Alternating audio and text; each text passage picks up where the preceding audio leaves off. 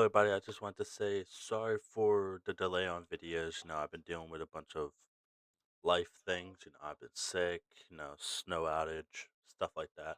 But I'm officially back and I will be recording more and more videos. And yeah, without further ado, let's just get on to this video that's coming up next. And I'll see you guys in the next video. Peace. Hello, everybody. Welcome to a timeline of Resident Evil. Now, I know that Resident Evil 9 just came out, and I will be playing it once I get it, but I'm probably gonna do videos on Resident Evil 2, 3, 7, and Village before I do that, just so I can catch up. But for now, we're just gonna watch the lore so we can get a general gist of what all the lore is about. And I know some of it, I know about the T virus, G virus, stuff like that, but I want a more in depth breakdown. This video is 27 minutes long. By the way, thanks to IGN for posting this video. I'll be able to get a full in-depth look into it. And yeah, without further ado, let's just get to the point of how Resident Evil lore is explained.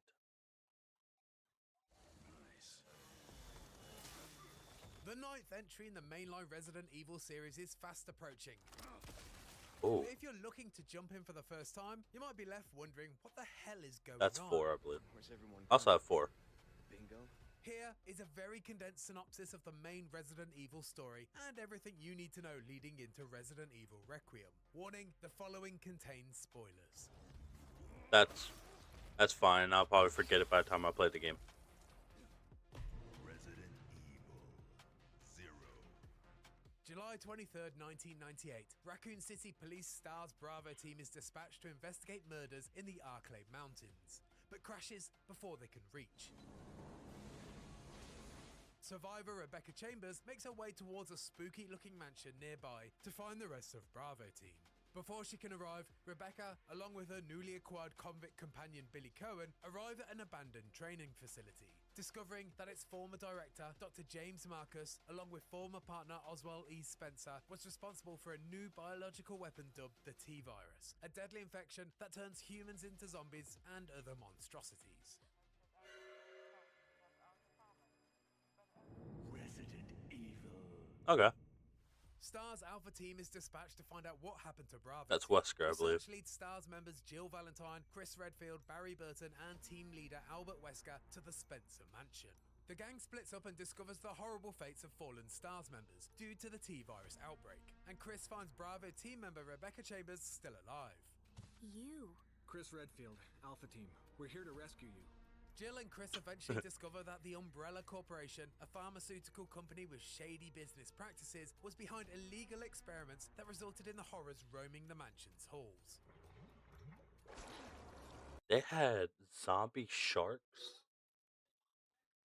Well, I have never played the original Resident Evil, so I wouldn't know that. But that's interesting though. Like, still to begin with, you know, to give a recap on what he just said.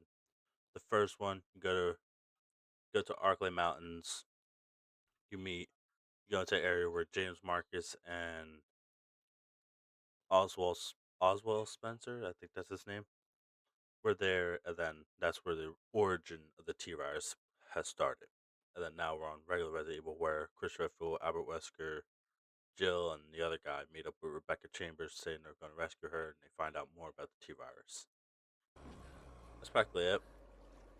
Eventually, once they reach the sinister laboratory, our survivors discover that Wesker, their team leader, is actually a traitor and works for Umbrella in some capacity. Wesker infects himself with a strain of the T-Virus for some elaborate plan that involves releasing a new super weapon, the Tyrant, that swiftly kills him. After managing to defeat the monster, the remaining STARS team escape the facility. Our survivors return to Raccoon City and begin to learn that the corruption runs deep. They decide to go rogue and investigate a grand corporate conspiracy. Chris heads off to Europe solo, and Jill stays in the city to learn more about Umbrella. Resident Evil 3. They skipped over 2. In September I mean, consider 1998, timeline. Raccoon City Yeah. became overrun with zombies. Umbrella sees this outbreak as an opportunity to test its latest bioweapon, sending down the experimental Nemesis, a hulking Ooh. beast with a rocket launcher that's tasked only with the death of all STARS members. Rocket launcher? Really? While Jill desperately tries to escape the outbreak with Nemesis hot on her heels, rookie RPD officer Leon S. Kennedy and Chris Redfield's younger sister Claire Redfield both arrive in Raccoon City at the worst possible time. Yeah. After being separated following a car accident, Leon and Claire agree to meet up at the nearby police department. Unfortunately, the building is also infested with zombies. Oh god. Oh. On her quest to find her brother Chris, Claire runs into Sherry Birkin, a young girl being pursued by a monstrous weirdo who turns out to not only be her dad, but also Umbrella's leading scientist William Birkin. You gotta be kidding me. Turns out Billy B had planned to betray Umbrella and sell his newly developed G-Virus, but before he had the chance, he was gunned down by Umbrella. Before dying, Not William surprised. managed to infect himself with the G-Virus, allowing it to spread into Raccoon City through the water system, creating the enormous mess all our characters are now dealing with. Nice one, Willie. Meanwhile, Leon runs into Ada Wong, There's a an lot. FBI agent who's seeking the G-Virus for herself to prove Umbrella's corruption. They decide to form an alliance, for now. Thank you. Leon and Ada run into Birkin's wife Annette, who is not a big fan of the pair. You'll never get the G-Virus! Leon and Ada follow her to a secret Umbrella underground facility called Nest in pursuit of the G-Virus sample. I wonder where the G-Virus is. Claire also arrives at Nest in search of a vaccine for a now infected Sherry. Leon Okay, so far we got Wesker betraying, getting the T virus, dying, and then Birkin. Well, Jill goes to back to Record City, where a virus breaks out. Nemesis comes out, which is part of the G virus, and then Leon and Claire showed up at the same time, and now they're in deep shit, practically. Not that surprised, to be honest. manages to obtain the G-Virus sample, but runs into William, who, in his freakish form, mortally wounds his wife. Annette reveals to Leon that Ada is not what she seems, and is actually a mercenary who's looking to sell the G-Virus to the highest bidder. She's gonna sell it. Ada demands the G-Virus, but before Leon can hand it over, Annette manages to shoot Ada, who then falls to her death, dropping the G-Virus sample in the process. Claire finds a vaccine and gives it to Annette to cure her daughter, while she tangles with an out-of-control William. Sherry is cured, but Annette eventually dies of her injuries. The facility is set to self-destruct, and Claire, Sherry, and Leon board a train to escape. Okay. Shit. Gotta get out of here.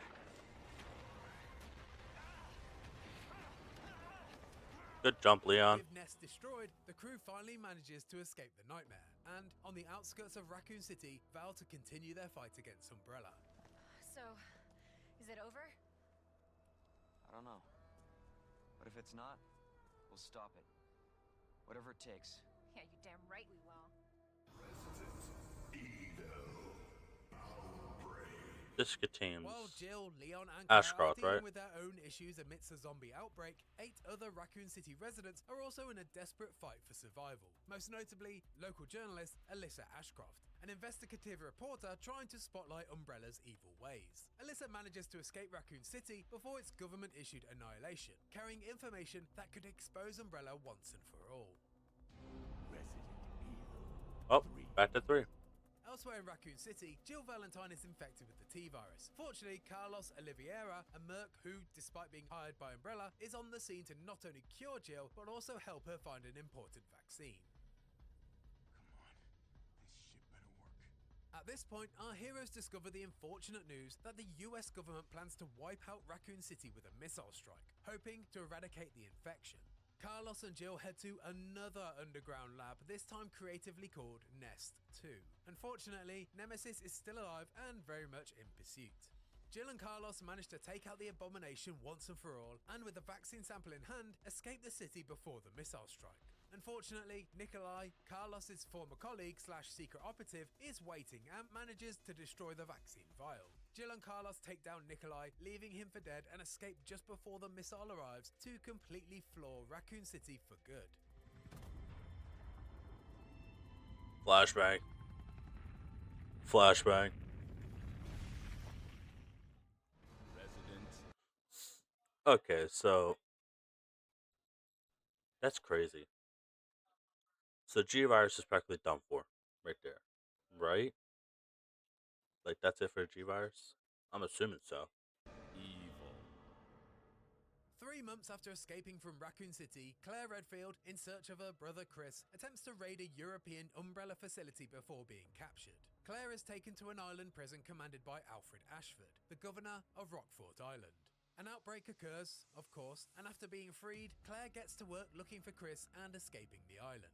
There's no sign of Chris, so after much trouble, Claire escapes on a plane.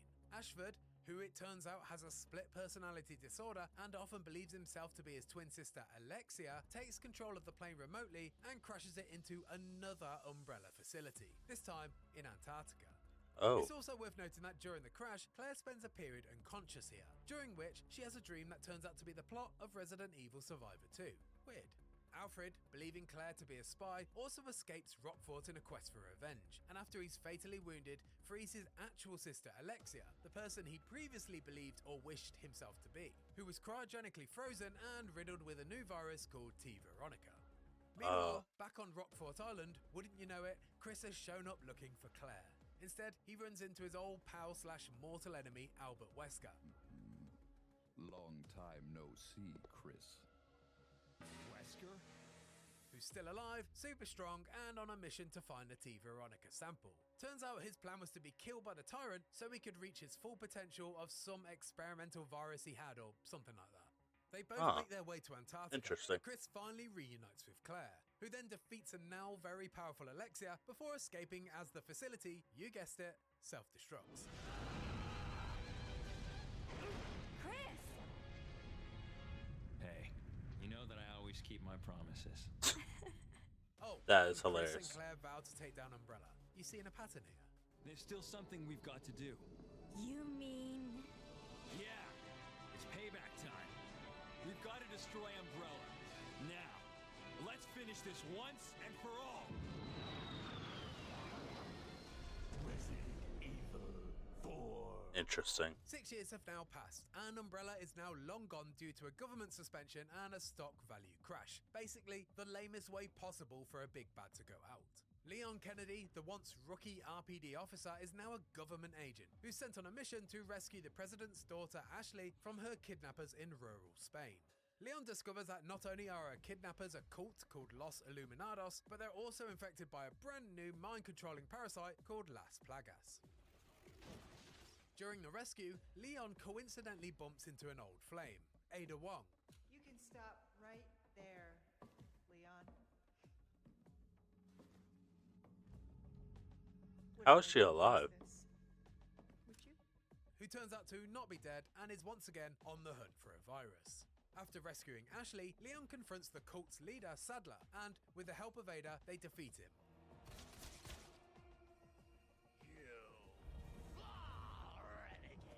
Bringing down the parasite and all the hordes he infected. I'll give you a holy body. Ada, Oh, once again perfect showing her one-liner. true colours, takes the Las Plagas sample and escapes by helicopter. But not before, setting the base to self-destruct. I don't understand. Why would she just... Gotta move. Island's gonna blow. It's gonna what? Leon and Ashley manage... Oh, interesting. But so Ada's not dead, and she steals the Las Plagas virus, which, if I'm not if not, I'm not wrong, it created some powerful enemies in this game. Hmm. Also, like, if you're watching this and you reach this far into the video, I don't know how far people are gonna watch this, but if you want me to play all these Resident Evils, I will. I mean, I still plan on playing them, but if you want me to record them, I'll gladly record them. You know, I could do like a giant, just one straight shot of it, or I could do episodes. It's up to you guys. And yeah, Leon, he's the goat.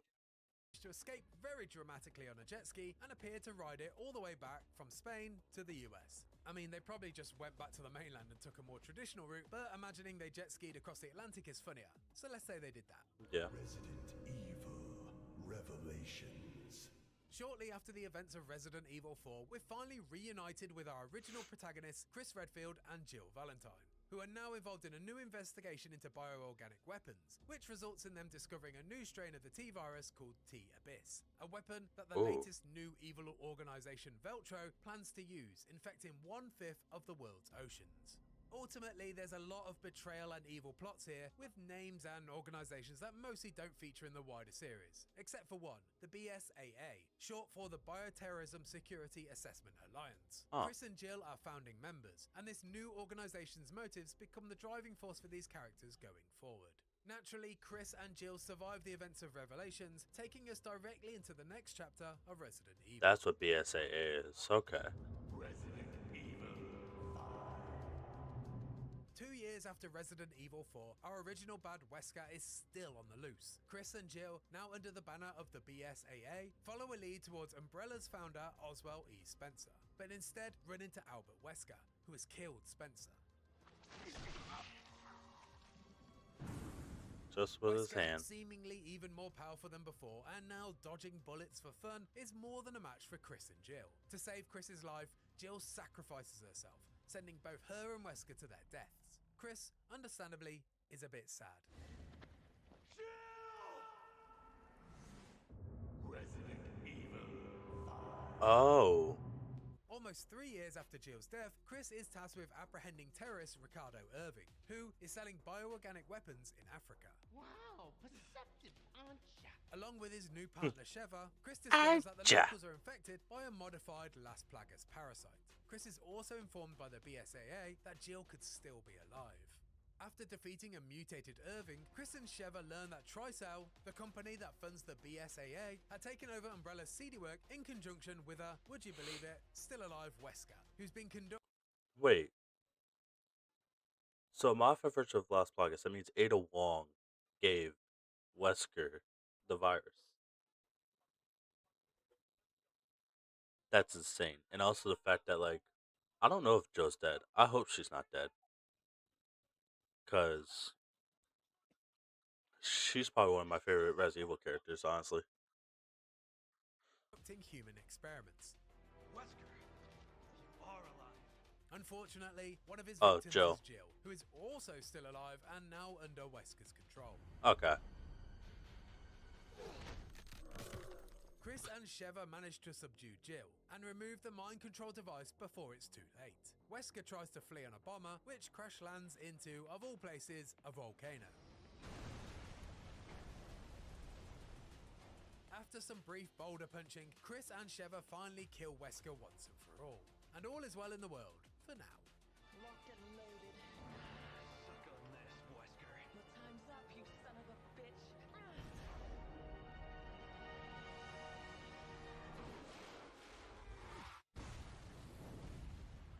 Wouldn't that just create a volcanic eruption? Resident Evil Revelations 2. Claire Redfield, younger sister of Chris and now a member of TerraSafe, an anti-bio-terror company, once again finds herself trapped on an island with her new partner, Moira Burton, daughter of Barry Burton. Remember him? He's the Jill sandwich guy. You would have fit nicely into a sandwich. This island, an abandoned prison, isn't a nice place to be. While being stalked by mysterious monsters, are directed around this labyrinth by someone known as the Overseer. Who the is quoting poetry? Are you afraid? After all the typical Resident Evil hijinks involving other survivors, shady corporations and betrayal, it's revealed that the Overseer is called Alex Wesker. Although she does share a surname though, she's not actually a relative of the infamous villain. Stay tuned for that later. But rather a kidnapped child who was snatched for her talents and inducted into the Wesker Project. A sinister plot developed by Oswald E. Spencer to try and develop a race of superior beings using the T-Phobos virus. Another virus, blimey. I have to destroy you! Alex has been doing her own experiments on the prison island, injecting a virus into her victims and creating a fresh batch of monstrosities. Eventually, Claire and Moira corner Alex, and now, with nowhere left to run, Alex commits suicide. But not before, say it with me, setting the base to self-destruct. I see a pattern here. Claire manages to escape, but unfortunately, Moira is trapped under rubble. Enter Big Daddy Barry. Moira. 6 months pass before Barry reaches the island, desperately chasing Moira's SOS signal. But before finding his daughter, he runs into a still alive but mutated Alex Wesker. It's not enough to live. I want to transcend. After more survival horror hijinks, Barry eventually comes face to face with Alex, who's now heavily mutated into a final glowing orange target-covered form. Fortunately, both a still-alive Moira and a returning Claire Redfield with a rocket launcher arrive to swing the odds in Barry's favour.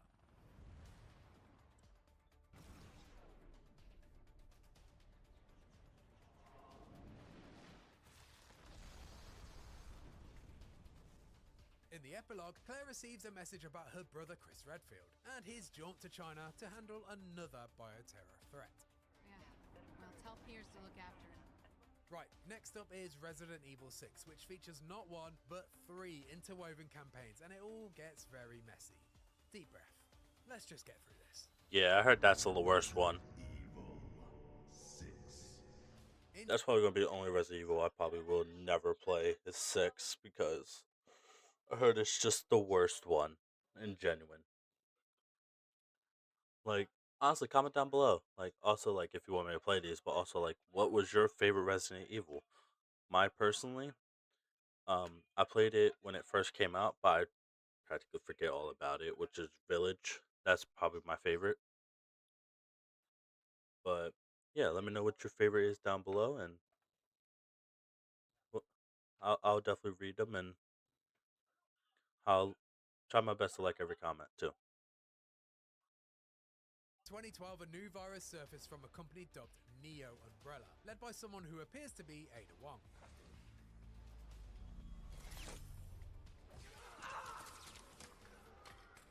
Series newcomer Jake Muller is believed to be the key to the vaccine due to his antibodies. The reason Jake is immune is, well, because unlike Alex Wesker, he's actually Wesker's child. So, you're Wesker Jr. Wesker? You lost me. In 2013, the American president decides that enough is enough with all these bioterror incidents, and it's time to spill the beans about what really happened in Raccoon City. However, before he can, there's another infection attack, and the president, now a zombie, has to be taken down by his loyal agent and series favourite, Leon Kennedy. Ada Wong then arrives and tells Leon that National Security Advisor Derek Simmons is affiliated with Neo Umbrella, and behind the terror attack that zombified the Prez. Leon heads to China in pursuit of Simmons.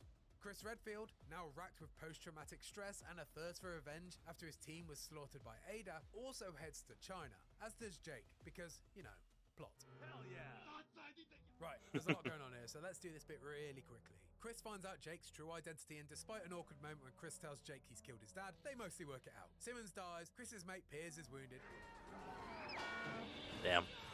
And then grows a new arm with the C virus and saves Chris. Jake kills his boss, who's not worth talking about, and we also find out that there are 2 Adas, one being an imposter called Carla, and that explains all the outfit changes, and finally all the good guys win and go their separate ways. Basically, a lot is going on, and it's not very good, so maybe just ignore this bit. Yeah. President would have done the same. Okay, now we get into the good stuff.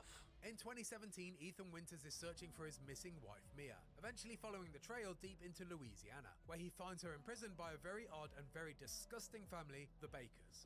Welcome to the family, son. Ethan is attacked and captured by Whoa. Jack Baker, and then forced to join in with a vomit-inducing family dinner with his wife Marguerite, son Lucas, and an elderly woman. I ain't gonna lie, that punch was pretty effective.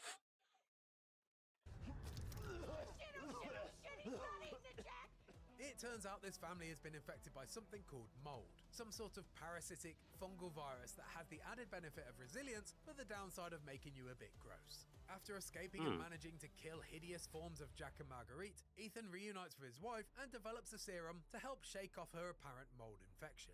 After trying to flee on a boat, the vessel is capsized by a mysterious creature that turns out to be a girl named Evelyn, a bioweapon that Mia, who Evelyn. turns out is a secret agent, was tasked with escorting. Turns out Evelyn was responsible for the Baker family's mind-altering infection because she was desperate for her own family.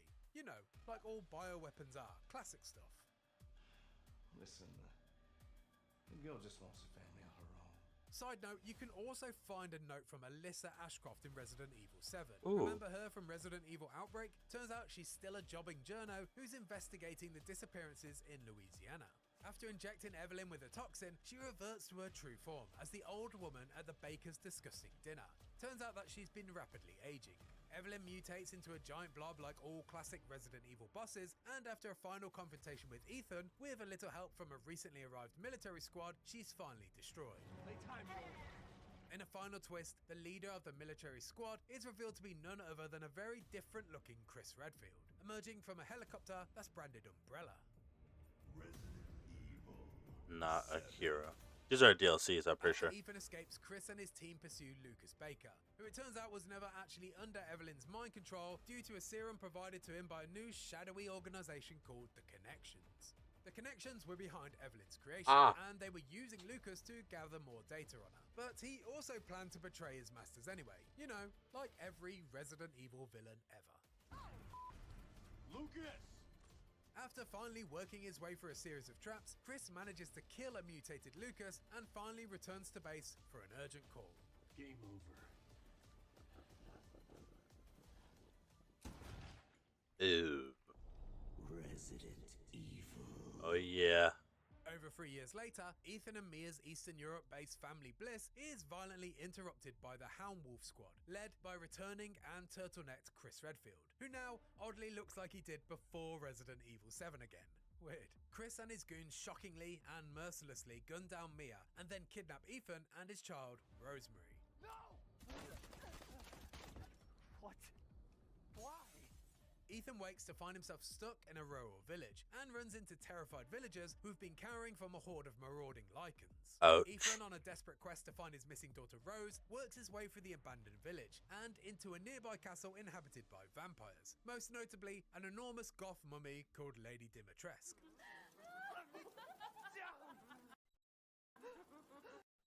To be honest,